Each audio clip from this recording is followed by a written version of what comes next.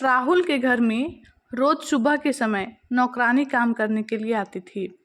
वह रोज उसे देखता था। नौकरानी का नाम दिव्या था। एक दिन दिव्या ने राहुल को घूमते हुए देख लिया। वह समझ गई थी कि राहुल उससे क्या चाहता है। एक दिन राहुल की बीवी नहाने के लिए गई।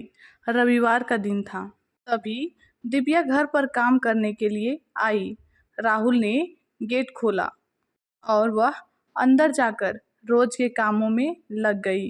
दिव्या झाड़ू लगा रही थी और राहुल उस समय बेड पर बैठकर टीवी देख रहा था। दिव्या जैसे ही झाड़ू लगाते हुए पास आई तो राहुल को उसकी छाती दिखने लगी। राहुल दिव्या के पूरे बदन व छाती को गौर से देखने लगा और उसके अंदर काम वासना जाग गई। जब राहुल से बर्दाश्त नहीं हुआ तो उसने दिव्या के ब्लाउज में अपना हाथ डाल दिया। पहले तो उसने क्रोध किया और बोली, मैडम साहब देख लेंगे। फिर जब राहुल ने उसे समझाया कि मेरी बीवी नहा रही है, वह करीब आधा घंटा के बाद ही बाथरूम से निकलेगी। फिर दिव्या ने ज़्यादा क्रोध नहीं किया और राहुल का साथ देने लगी। कुछ देर तक उसके बदन को सहलाया। फिर राहुल ने उसको छोड़ दिया क्योंकि उसकी बीवी घर पर थी। राहुल अब मौके की तलाश में रहने लगा। फिर कुछ दिनों के बाद राहुल की पत्नी को मायके जाना था।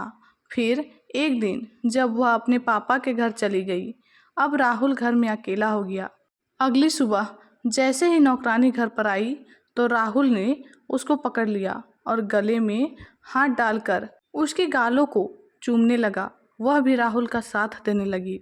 राहुल ने एक हाथ से उसके ब्लाउज को खोल दिया और उसकी छाती को जोर जोर से दबाने लगा। ऊपर के कपड़े निकालने की वजह से दिव्या को शर्म आने लगी।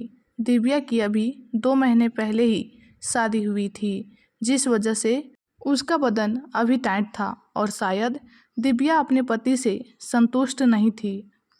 तभी तो उसने राहुल को यह सब करने से मना नहीं किया था और उसके काम में आराम से उसका साथ दे रही थी।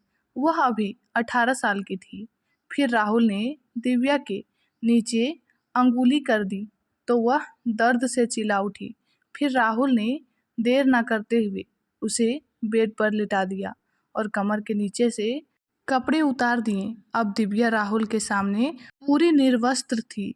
राहुल ने देरी न करते हुए दिव्या के ऊपर लेट गया और अपना काम शुरू कर दिया। कुछ देर के बाद वह दिव्या के ऊपर से हट गया। फिर दिव्या ने कपड़े पहने और अपने रोज के काम पर लग गई।